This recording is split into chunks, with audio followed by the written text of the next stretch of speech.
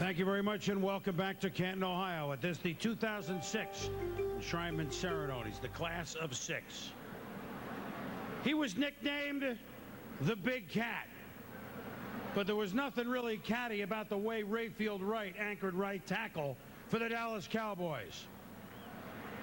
And that meant that he had to play big in big games against the best that pro football had to offer. His first start for Tom Landry in 1969, imagine this now, first start, you're going to go up against a guy named Deacon Jones.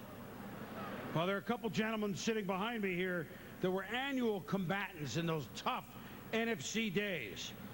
Rayfield would go up against Jack Youngblood and Carl Eller in big game after big game after big game, and they will tell you how powerful and athletic number 70 was. So will his quarterback, Roger Staubach, sitting behind us here as well. He'll be the first to say that all those clutch fourth quarter Cowboy marches were made possible by Rayfield Wright.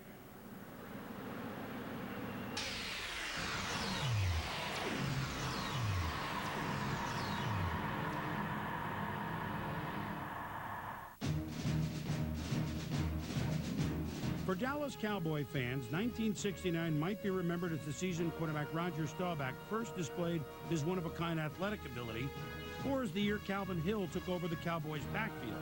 But it was also Rayfield Wright's time to show he could be a cornerstone of the Dallas offensive line for years to come. Wright made 3 starts that season, leading head coach Tom Landry to name him starter at right tackle before training camp in 1970. Known as the Big Cat, Wright spent 13 seasons in the NFL, all with the Cowboys.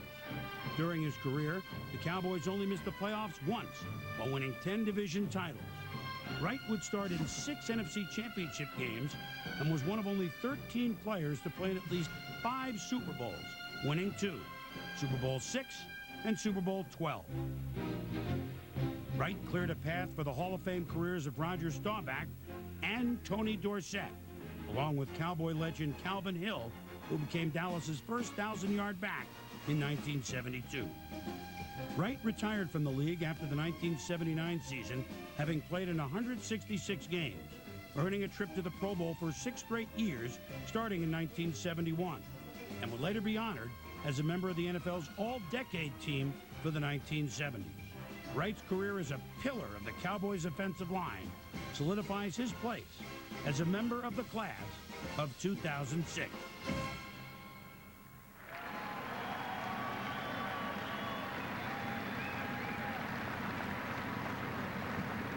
Before he had Coach Landry at Fort Valley State, he had this gentleman. To present Rayfield Wright today, his college head coach, L.J. Stan Lomax.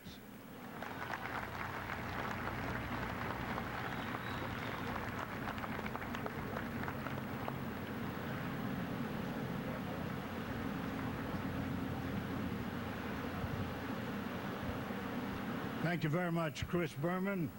Good afternoon, everyone. To Commissioner Tagliabue, Mrs. Opal Wright, and the Wright family, to honorees today and to past honorees, ladies and gentlemen. It is, of course, a very distinct privilege to stand here where permanent tribute is given to the men who have reached the zenith of their profession. Today we come to extol the outstanding career of one of those men, an imposing man of integrity, who once unbelievably failed to make his high school football team at Fairmont High School in Griffin, Georgia. But he later moved on to Fort Valley State University, a great school in an even smaller community, but a caring community, Fort Valley, Georgia. In just a few moments, Rayfield Wright will come to this position. He will come here and he will speak to you, and you will soon find that any continuance of the belief that nice guys finish last can be forever dispelled. The path to this podium is much more than a walk from his seat to this microphone. It is covered with the acceptance of opportunities to contribute. It is filled with challenges to overcome. And it's paved with life's wins and losses. Yes, Griffin, Georgia, Fort Valley, Georgia, Dallas, Texas, each offering different choices. Is your place a small place, tended with care? He set you there. Is your place a large place, guarded with care? He set you there. Whatever your place, it is not yours alone. It belongs to the one who set you there. Rayfield's belief is where we are born, where we grow up, must never determine how high we rise. Could it be that professional football games are played primarily on Sunday afternoons for reasons other than the convenience of scheduling or viewer preference? Today, I have the temerity to believe that there is a spiritual quality about football. The rules of the game suggest it. The history of the game supports it. Hallis, Lombardi, Brown, Landry, all would have divested themselves were that not so.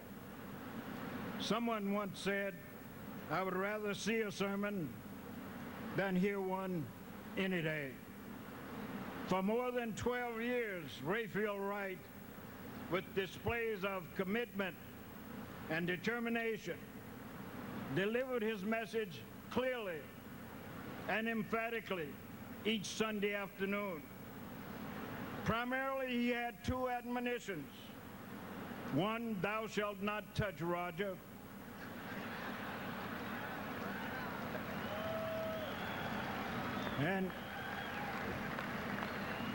And the second was, thou must not impede the forward progress of Calvin or Tony.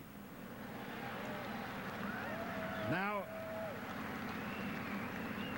on behalf of Governor Sonny Perdue of the state of Georgia, President Larry Rivers of Fort Valley State University,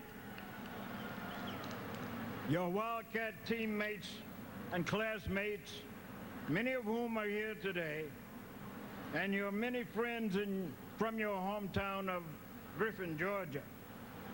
We salute you, Rayfield, and offer sincere congratulations for this momentous achievement.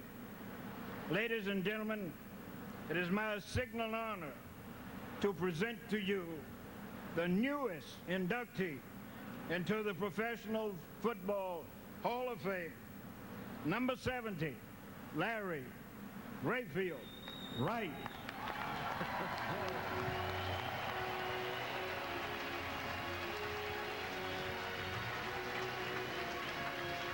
LJ Stan Lomax, Tom, with the early candidate for line of the day. Yeah, thou shalt not touch Roger. What a great line. Thou shalt not impede the forward progress of Tony or Calvin. Well done. Most people don't know this. Rayfield Wright, when he played basketball as well at Fort Valley State, at one time led the nation in rebounding. The Big Cat was indeed a large fourth, whether in football or basketball. Rayfield Wright to the podium.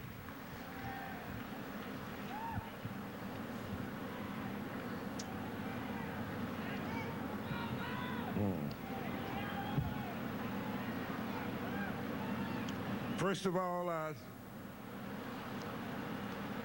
like to give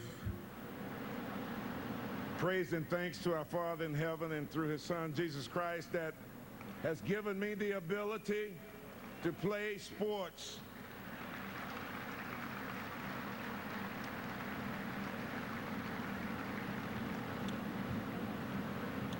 I learned a poem in the 8th grade titled The Road Not Taken.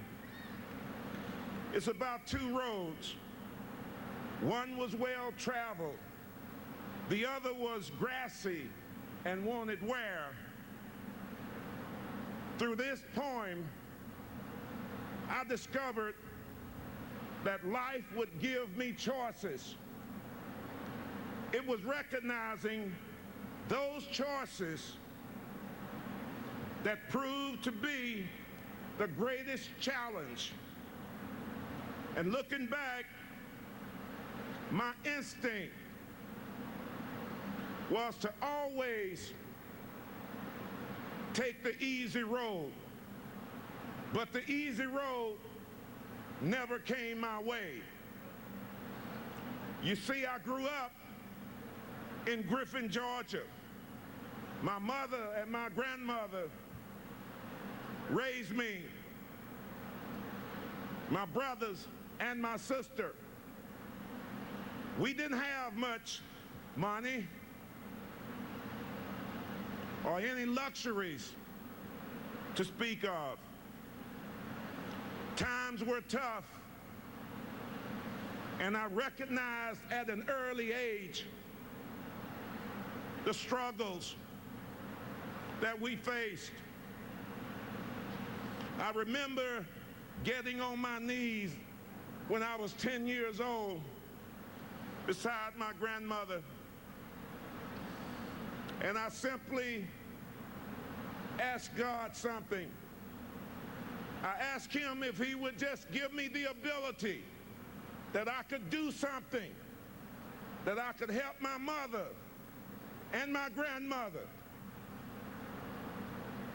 and I could help other people. My grandmother taught me the power of prayer and what that prayer meant to me. And it's still in front of me today. Back in the 50s, kids in my neighborhood didn't wear $100 tennis shoes and never went to sporting camps. After chores and homework, you'd find us in an empty field playing football, basketball, baseball. We didn't have golf in our community, and if we had, we'd learn how to play that. My brother Lamar taught me the basics of sports. Even then, something in my spirit told me that sports would be my chosen path. But success didn't come my way instantly. In fact, I went out for football in high school, and I couldn't make the team my first 3 years. Now, basketball was a different story. I loved playing basketball, and others recognized my ability and my passion for the game. In fact, Loyola University wanted me to come play basketball for them. But due to financial hardships, I selected a career in the Air Force to serve this great country and to continue my education and play basketball. But as I came to learn, that wasn't God's plan for me. About the same time, a gentleman by the name of Mr. Stan Lomax was hired to coach at Fort Valley State College. Coach Lomax had learned my athletic ability from my cousin, John Willis. And through Coach Lomax's persistence, I was offered an athletic scholarship. Coach Lomax, I thank you for always treating me and believing in me, treating me like a son. And to my cousin, John Willis, I wouldn't be standing here today without you. God bless you, brother. I love you.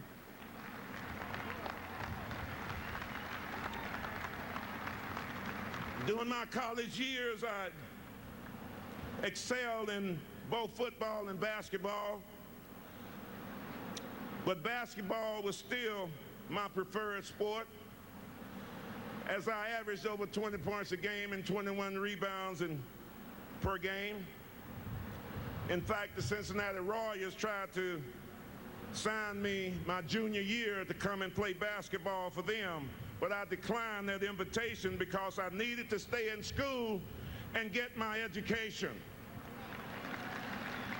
And I did just that.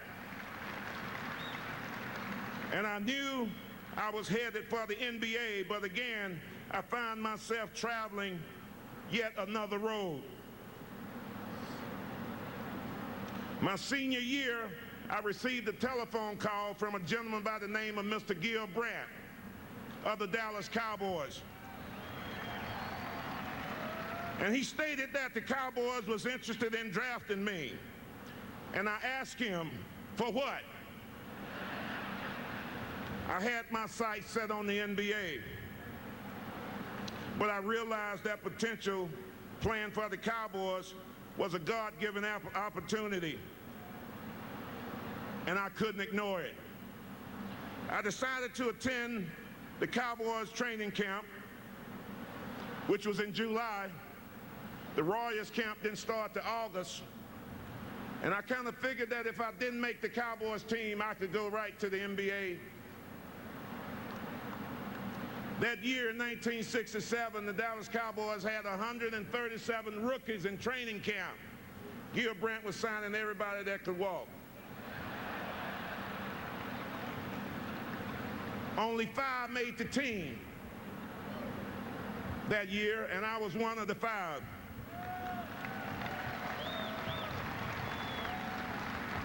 I thank you, Mr. Brandt, for giving me the opportunity to play for the Dallas Cowboys.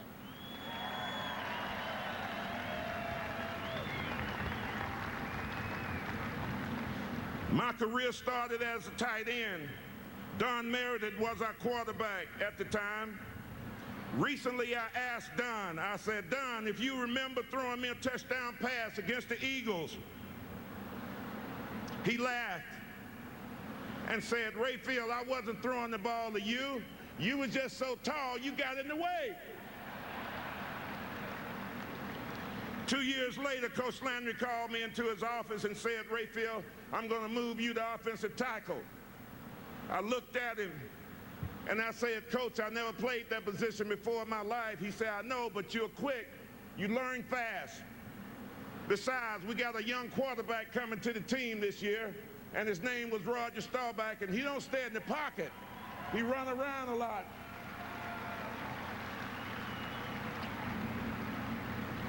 And he needs a little bit more protection.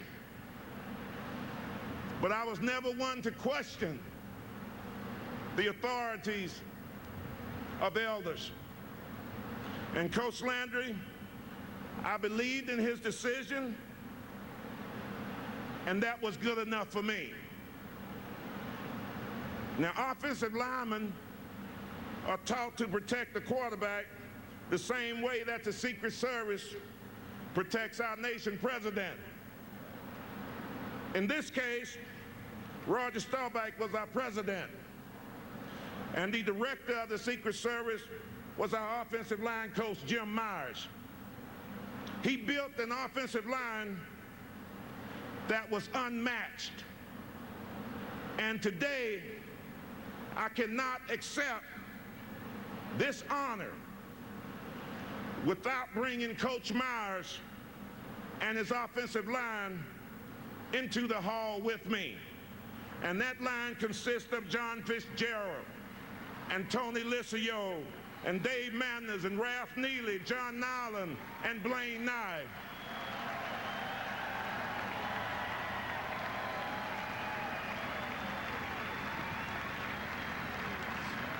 Gentlemen, I'm proud to call myself your teammates, and I share this enshrinement with you. And to our defense, you were the doomsday.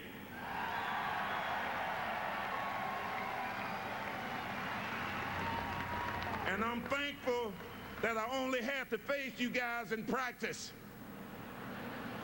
I remember Coach Landry once telling me that, Rayfield, no matter how many awards or accolades you receive, that you will be never greater than the team.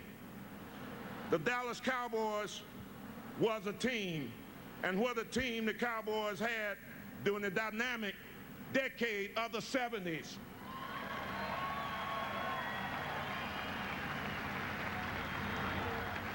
I have 13 years of players and coaches I would like to acknowledge today, but I've been told that I'm not, and not to go into overtime.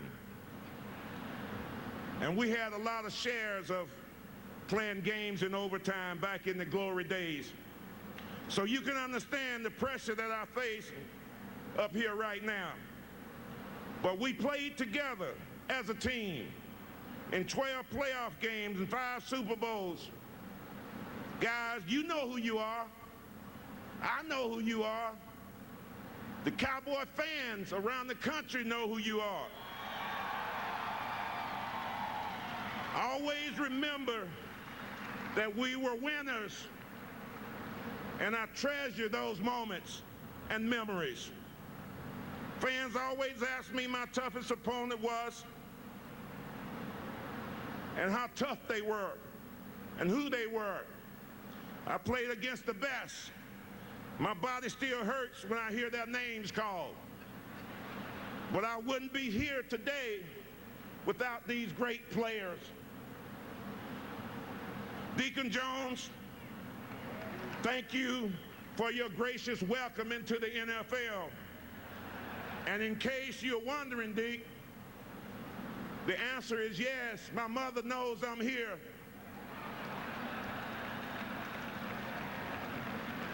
Claude Humphrey, you were a brute, a strong and physical player. L.C. Greenwood, your long arms and quickness made Sunday afternoon a chore. Jack Youngblood, you played with finesse, and I tried always to try and outsmart you. Bubba Smith was a mountain of a man. Carl Eller, Carl, if you ever need a ride from Bloomington to Minneapolis, give me a call, my friend. But this time, I'll drive you in my car.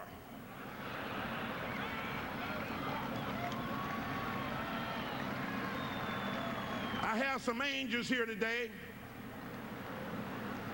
that are enshrined in the Heavens Hall of Fame.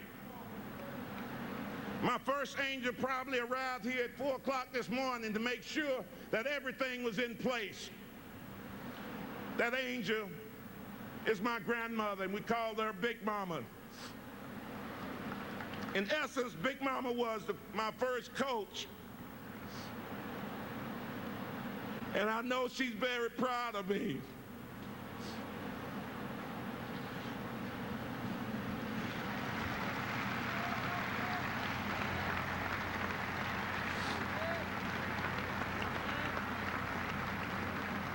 The spirit of my youngest brother, Philip, is also here. He was a great athlete with a big heart. He left this world much too soon. Cowboys fans will give the next angel a warm welcome because he is Coach Tom Landry.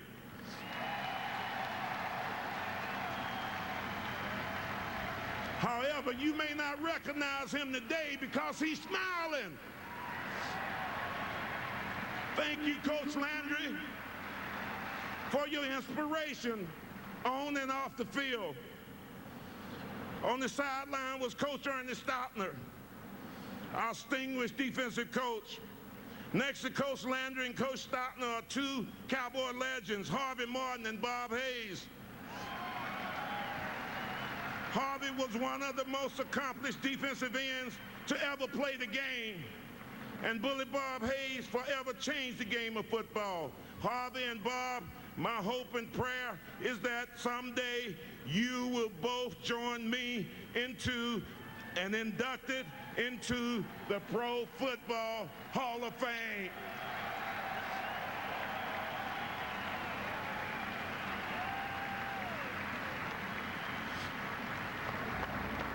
I've had many mentors in my life who always said, let honor and success come to you only if it's deserved, not because it's sought after. Being enshrined today is indeed an honor, and I extend my gratitude to the selection committee for nominating me, with special thanks to Mr. Rick Goslin of the Dallas Morning News. Some say that patience is a virtue. After 22 years of eligibility, God knows that I'm not a saint, but I am a Dallas Cowboy.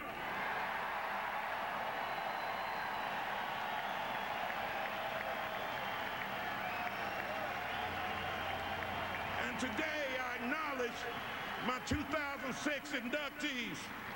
I'm privileged to be in a stellar class. I would give thanks and shout to our troops who are protecting this great nation. May God keep you safe. To thank everyone who is playing and who has played a vital role in my life would take me 60 years.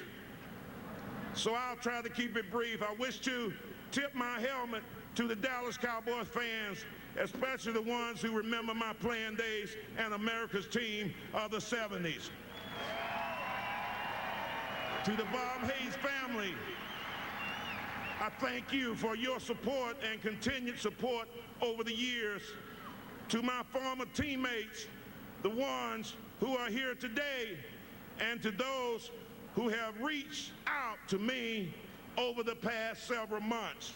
I love you guys, and I thank you. To Miss Jeanette DeVeda, the co-author of my book, and my friend, thanks for keeping me real. To my classmates and teammates from Fairmount High School and Fort Valley State College, we are connected through the gifts of education and knowledge.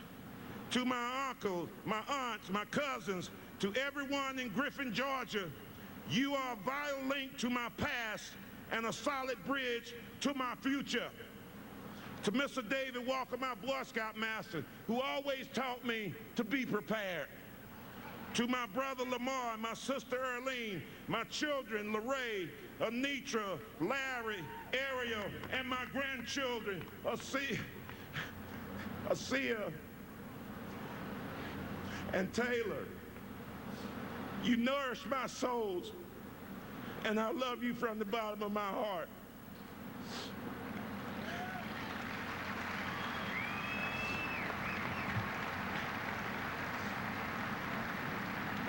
And to my mother,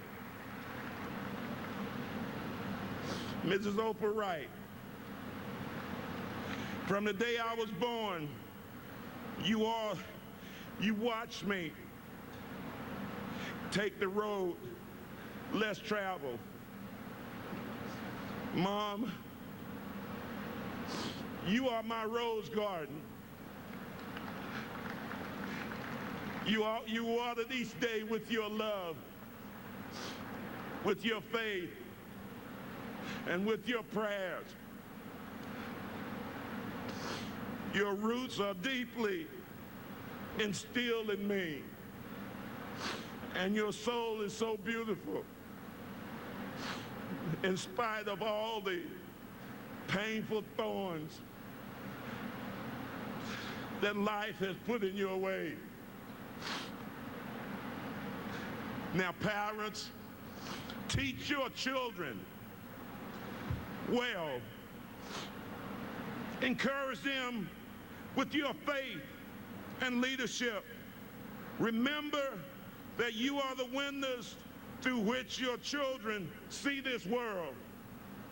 Take notice of yourself and the things that you do in hopes that your example will stir their hearts and souls.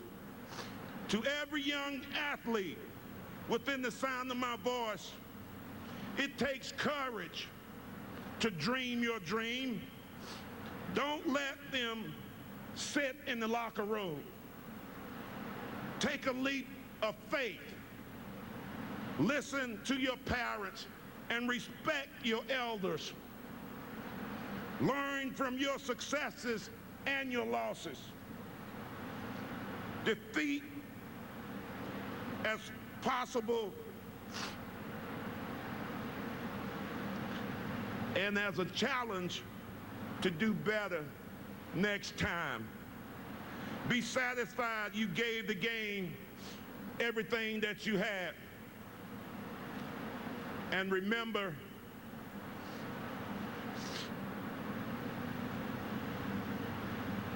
this, and don't be afraid to travel the road less traveled, because Larry Rayfield Wright did, and you can too.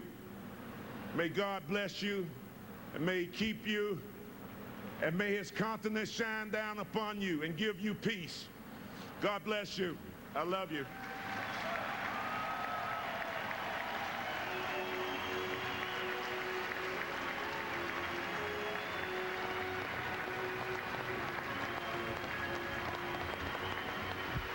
An amazing speech by Larry Rayfield Wright, the big cat. He isn't an angel, but he is a Dallas Cowboy, and today he's enshrined forever in the Professional Football Hall of Fame here in Canton, Ohio.